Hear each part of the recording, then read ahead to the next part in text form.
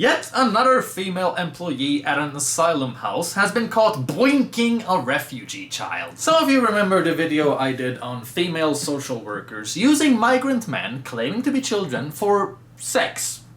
It's a thing here in Sweden. There's been many cases of it, and there's definitely something fishy going on. My video got pretty popular, and it neatly summarizes the biggest welfare scam in modern times here in Sweden. And I figured we would do a follow-up because some really interesting things have happened since then.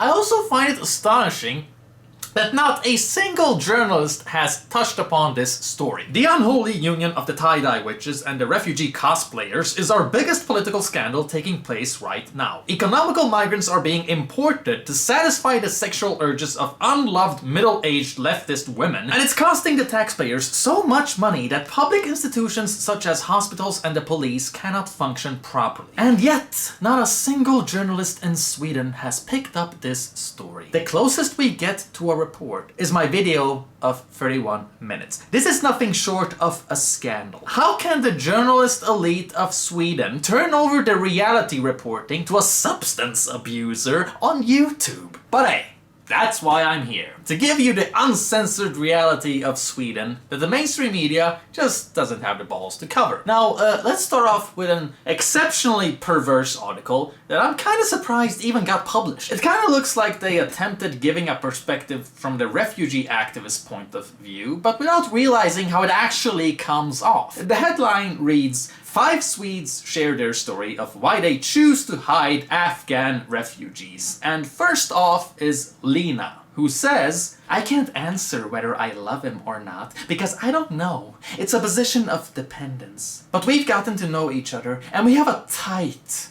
relationship. We've quarreled, cried, and discussed. Sometimes, I don't know what we're doing. Is it my son, my best friend, or an adult male? Well, here's a spontaneous piece of advice for you, Lena. If you have to use a morning after pill, maybe you shouldn't think of him as your son. I'm just saying. This woman is seriously confusing her adult fuck toy with a child. That's how deranged these migration activists become. This makes me think of that other activist I brought up in my first video on this, who described sleeping in the same bed as her so-called refugee child. And when she contacted her friend about feeling guilty, the fellow activist responded, it's okay. We all do it. The most important thing you can do right now is to give him comfort and intimacy. Yeah, comfort. That's really the right word to use here. Right? I mean, these women actually believe that they're dealing with children. So just think about how kinky that is. Let's go back to the first article. Lena goes on to say that he tells me that he's never going to leave me, that he isn't like a Swedish child. Well, then he is a child, I guess. He tells me he's always going to be there for me because I'm going to need him, and that he's never going to forget. Well, I won't ever forget either. How do you think people would have reacted if a grown man would be describing this type of relationship to a young girl seeking asylum? Now just think about that for a moment.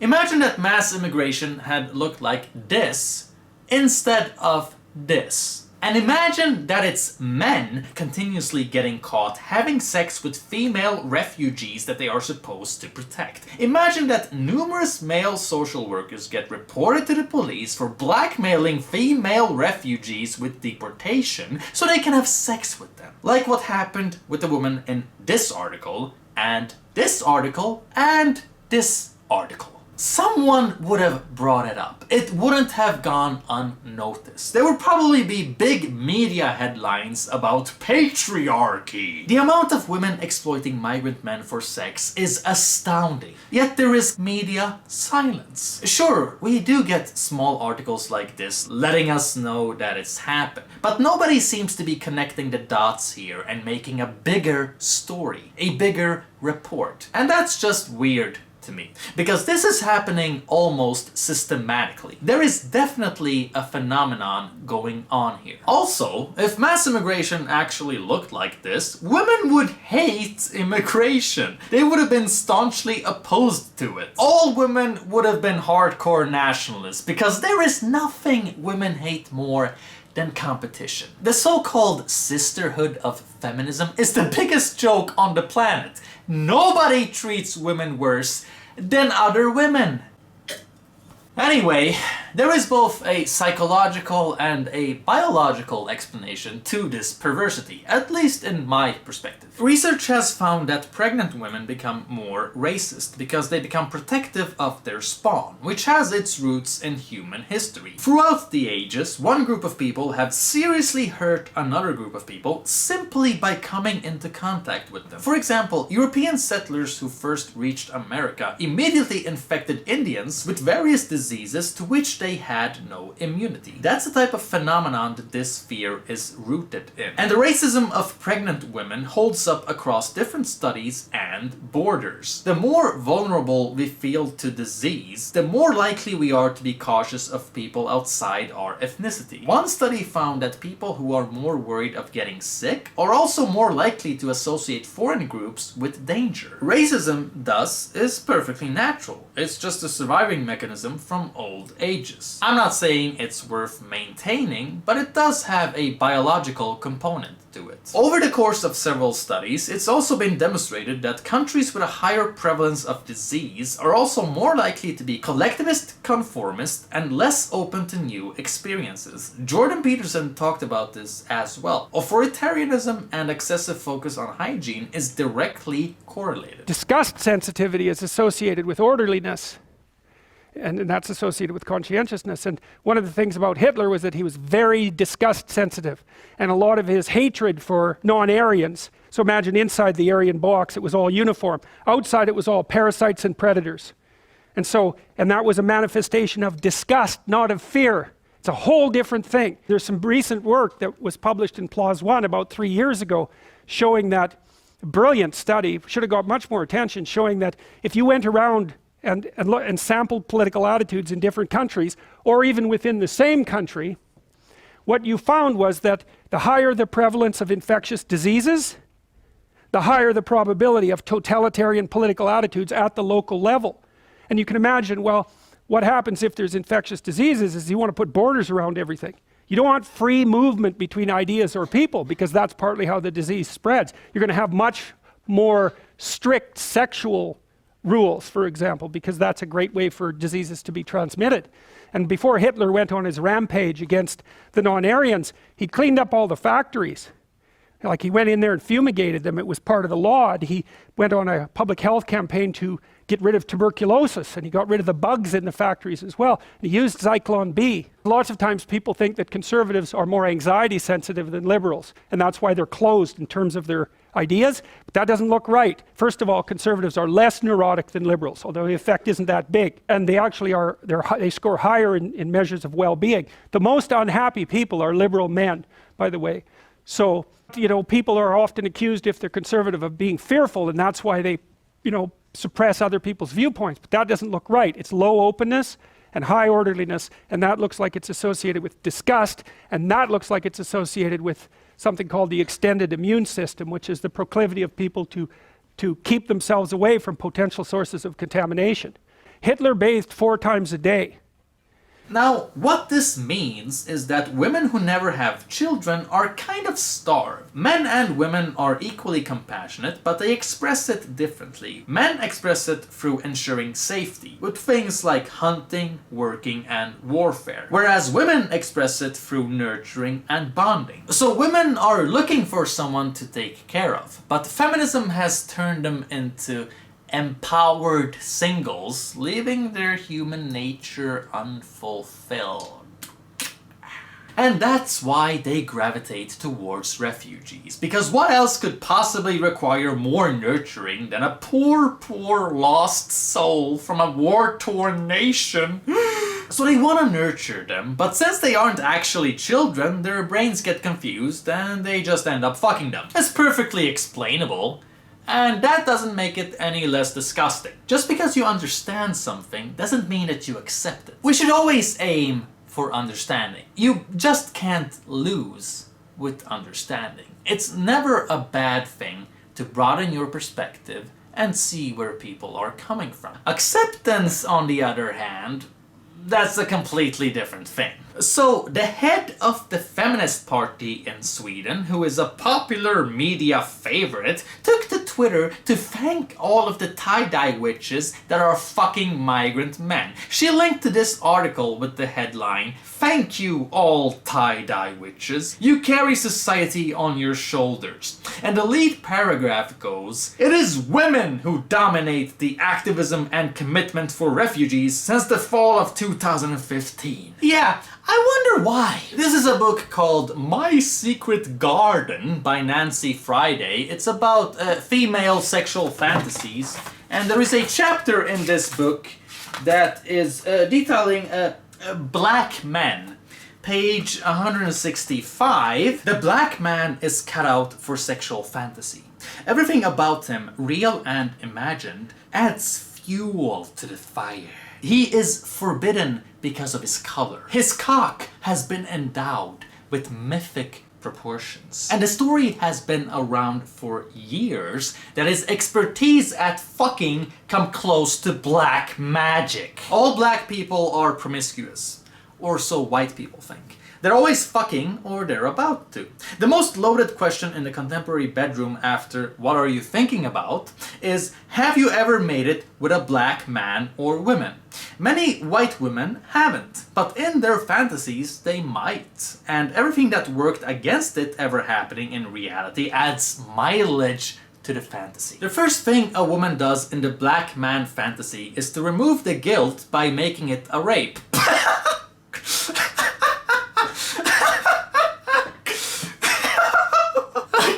This is real. Being raped allows her to throw her helpless self more wholeheartedly into the act, so that every determined thrust can be read as one of struggling protest. After that, the black man's rumored skill and size can go to work on her. Size is the real power of the black man fantasy. It's never just a black man, it's a big black man. Never just a black cock, but an enormous black cock. I don't think the fantasist wants to really be fucked by a black cock the size of a baseball bat, unless pain is an added turn-on. As with the fantasies of stud animals, I think the idea of more cock, of so much cock, is an expression of the wish for more of everything sexual. The exaggerated size, the attack by something bigger than life, represent the wish to know something bigger than her life. She doesn't want to have her cunt enlarged, but to have her whole sexuality enlarged. To be filled, yes, but to be sexually fulfilled too. To know more, to feel more. To have more novelty and experience under her belt, thanks to the life-enhancing mythical prick and promise of the sexy black man. So if you want to understand Swedish immigration policy, maybe you should just read this book. An international bestseller. The woman who is defending these perverse tie-dye witches goes on to say, "These women have been nicknamed tie-dye witches, placed under suspicion, had their humanitarian commitment sexualized, and put through classic misogyny with a racist agenda." Hold up here. I'm sick of this typical double standard. Whenever someone argues that we should decrease immigration with their perspective based in facts and statistics and research, that person is accused of having a hidden agenda, a racist agenda. The argument they face is that, oh, you don't care about any of this research, you just don't like non-whites. If you can be accused of having a hidden agenda because you want to decrease immigration, you can definitely be accused of having a hidden agenda because you want to increase immigration. And there are plenty of examples to quantify that people who promote immigration are just doing it because they like colored cock. Then she goes on to say, and sure, witch-like powers are definitely needed to put up living in a patriarchy. just surviving a demanding everyday life, and in addition to that spend so much time and energy helping others, to instead of closing your eyes and minding your own business, actually fixing the tears of society, that which nobody wants to see. That's how women have always done. Tie-dye witches have historically always been the ones to fix the problems of society, the invisible work of women who cover for society's failures and offer care where there is none. Okay.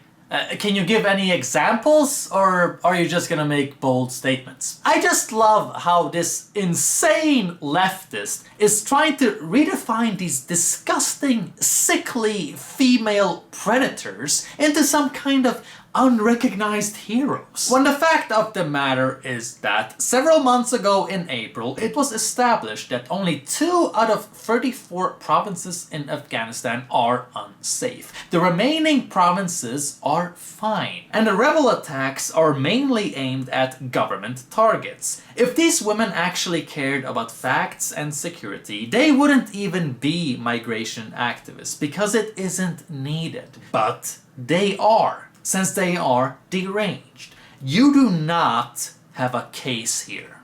Then she writes, all these women who have gone on their knees and broken themselves in sacrifice because there is nothing else to do, because they see and cannot have it unseen, because someone has to care where comfort is missing. Oh, I'm sorry, all I heard there was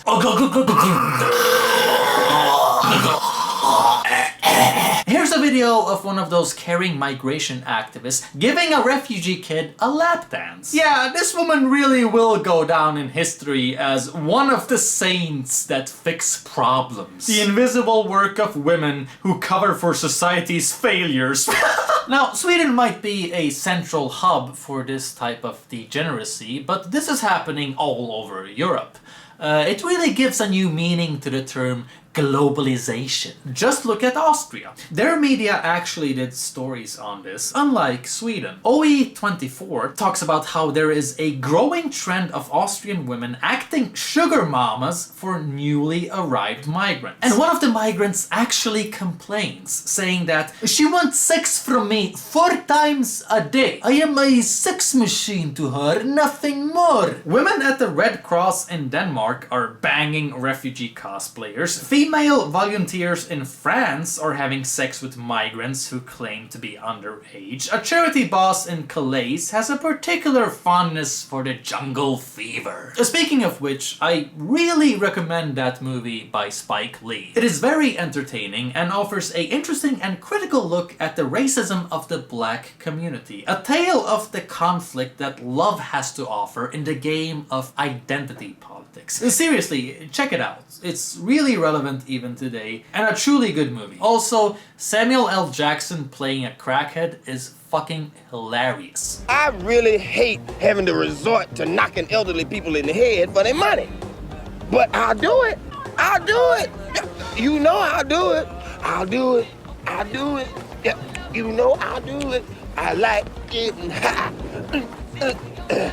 I'm a crackhead. Ow. Anyway, there is a larger disaster at play here. Vulnerable children are being deprived of care because resources are going to adult imposters. A journalist who interviewed foster parents found that only 1 out of 10 were looking out for actual children. The rest were actually adults. One of the parents said that the first thing the children asked for was a razor to shave their huge beard.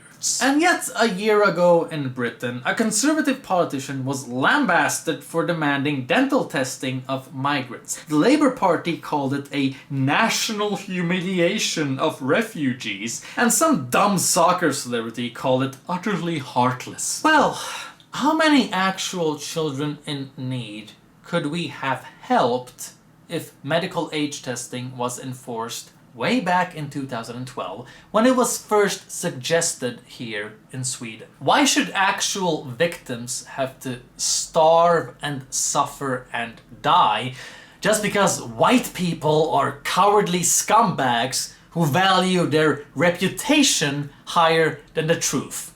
Come on!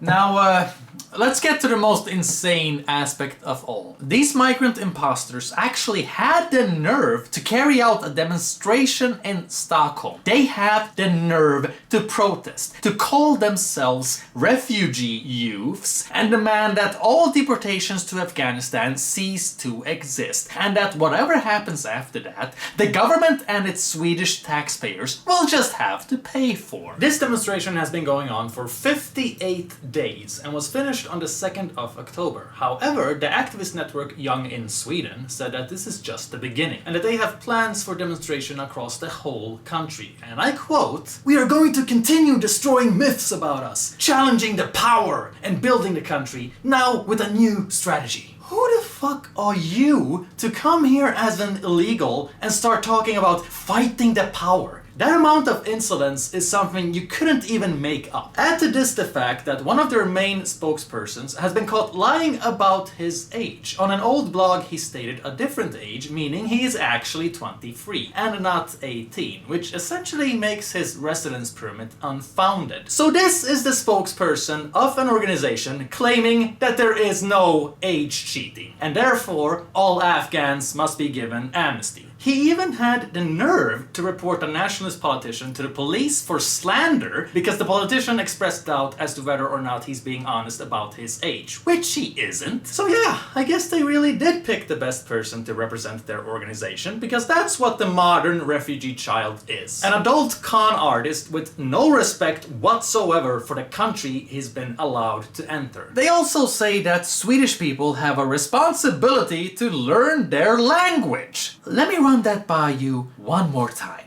These immigrant activists are saying that Swedish people should learn Persian and Dari so that they can take better care of Afghan migrants pretending to be young boys. Migrants who are notorious for lying about their age, treating women like shit, and eating fucking salmon and other expensive food at asylum hotels, all at the taxpayers' expense. You're not gonna find bigger scumbags than this. They're more entitled than rich white kids. And here's the head of the Feminist Party, again standing in solidarity with these spoiled scumbags who relativize rape. Oh, did I forget to mention that part? This popular right-wing politician from Iran said that those migrants could protest all they want, but when it's time for their deportation, they should just leave Sweden. But of course, the mainstream media misinterpreted him by acting autistic, and so they claimed that he wanted them to hunger strike themselves to death, which then caused pissed off migrants to go onto his social media, threaten to kill his family, and rape his girlfriend. Now, just think about that for a second. This is the type of people demonstrating for their so-called right to stay in Sweden. And one of the arrangers for this demonstration took to Twitter to normalize this behavior, saying that, of course they're angry, and they're writing him on Instagram. That's completely normal. And that's the type of person that Gudrun Schyman, head of the Feminist Party, is legitimizing. Imagine that. Feminist and rape relativists, arms in arms together. How unexpected.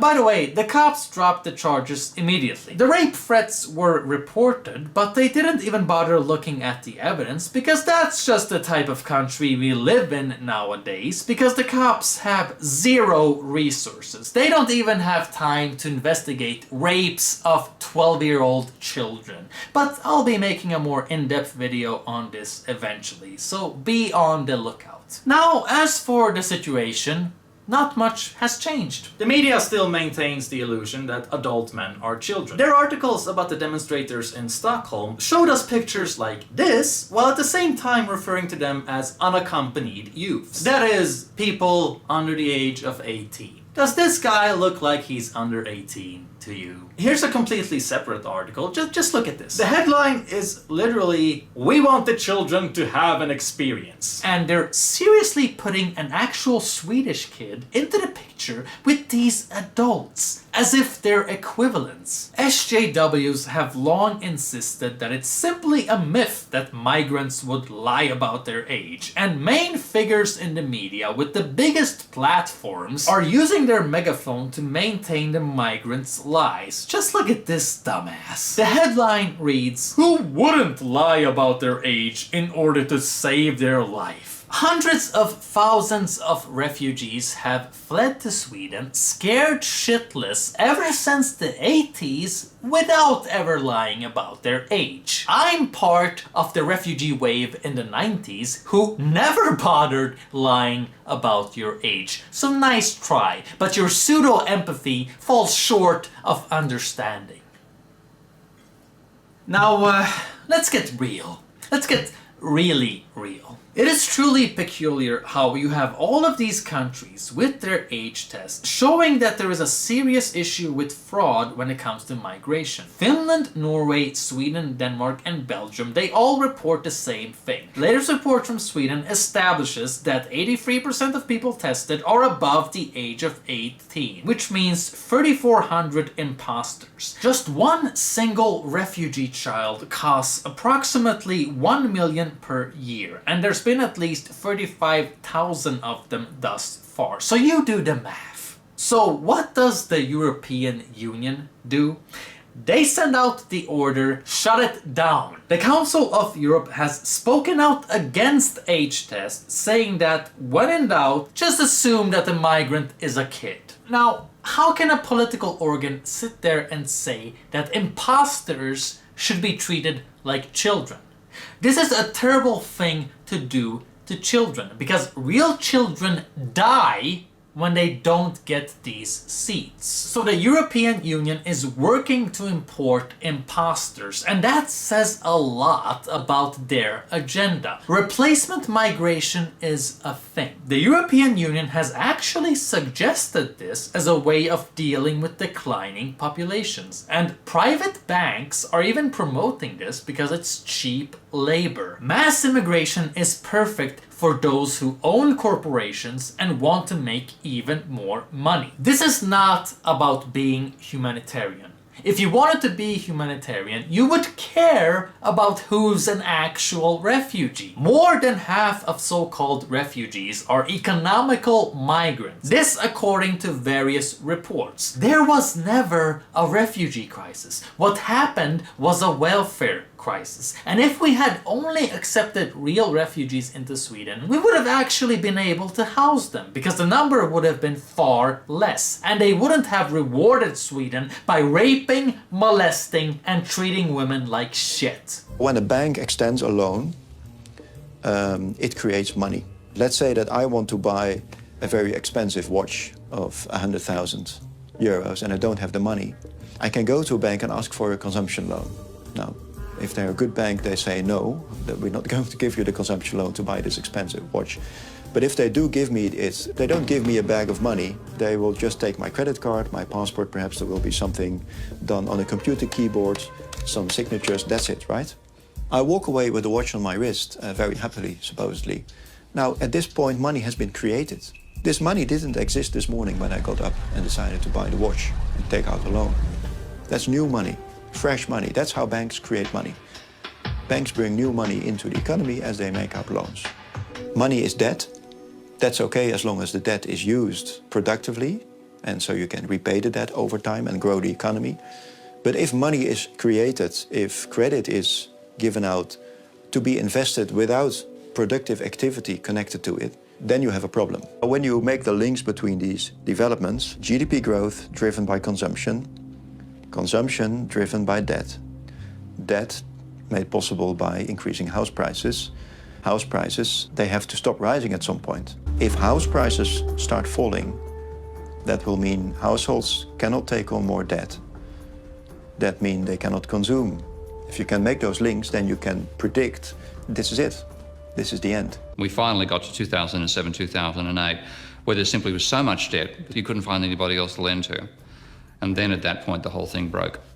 We are in the top class here. Yeah, you take the 5th place of all these countries. The Netherlands, who absolutely tops the list in this data. Denmark, Ireland, United Kingdom, Sweden, and then the USA. And they've all had a mortgage house price crisis.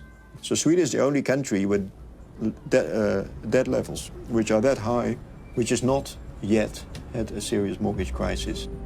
Mass immigration benefits corporations and banks because what they are doing is importing consumers that you can enslave in debt, which keeps the economy going. Since money is debt, creating new money brings money into the economy, and therefore even bad decisions can appear to be good for the time being. So the immigration policy is just a shallow symptom of a larger underlying disease, which is the unsustainable economical system. And funny enough, this manifests itself through the massive import of boy toys for menopausal leftist women.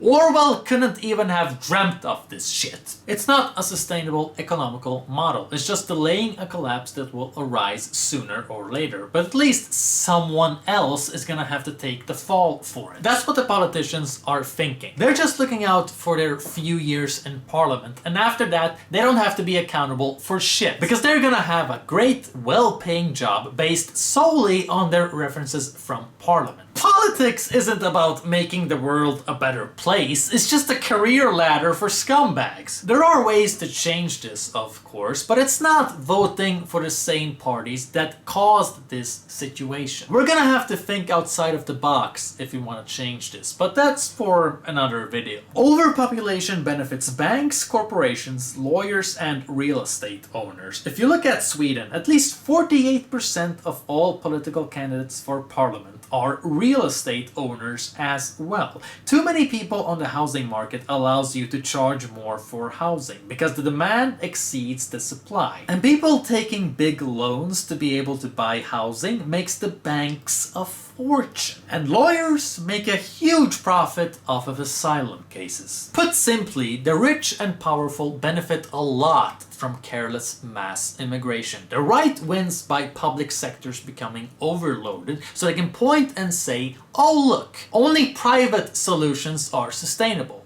It can also lead to deregulations and lowering wages for the working class, cheap labor. And the left wins by the import of voting cattle, since migrants typically vote left for welfare. Everybody wins.